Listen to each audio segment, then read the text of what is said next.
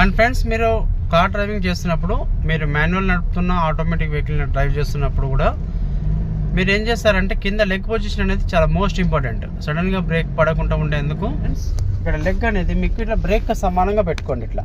Okay, ఇక్కడ break అనేది సమానంగా పెట్టుకున్న తర్వాతకి కింద అనేది మడిమ ఖచ్చితంగా 100% ఆనాలి. కింద ఆనిస్తే నెమ్మదిగా మీరు ఇట్లా యాక్సిలేటర్ అన్నప్పుడు ఇట్లా నొక్కండి, బ్రేక్ అన్నప్పుడు ఇది తీసుకోండి. ముందు కార్ ఆగింది, నేను కూడా ఆపాను. సో ఇక్కడ కంప్లీట్గా స్లోగా ఆపాలంటే ఇక్కడ మీరు కనుక ఈ ఫింగర్స్తో టచ్ చేస్తూ ఈ కింద మడిమ ఆనింది అనుకోండి, చాలా స్మూత్గా అవుతుంది. ఒకవేళ మీరు కింద మడిమ ఆనించకుండా ఇట్లా పైకి లేపి ఇట్లా గట్టి కొట్టారనుకోండి, బ్రేక్ అనేది సడన్గా పడుతుంది.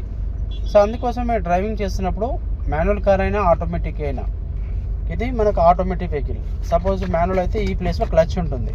సో ఇది ఆటోమేటిక్ కాబట్టి దీనికి ఓన్లీ మనకు అండ్ బ్రేక్ అండ్ యాక్సిలేటర్ రెండే ఉంటాయి. ఓకే, మీరు ఈ విధంగా యూజ్ చేస్తున్నప్పుడు వితిన్ సెకండ్స్లో మీరు స్పీడ్ మూవ్మెంట్లో ఆపరేటింగ్ చేసడానికి మంచి అవకాశం ఉంటుంది. ఒకవేళ మీరు ఇట్లా లెగ్ జరిపారనుకోండి, కరెక్ట్ ఉండదు మూమెంట్. ఖచ్చితంగా 100% కింద మడిమ ఆనాలి.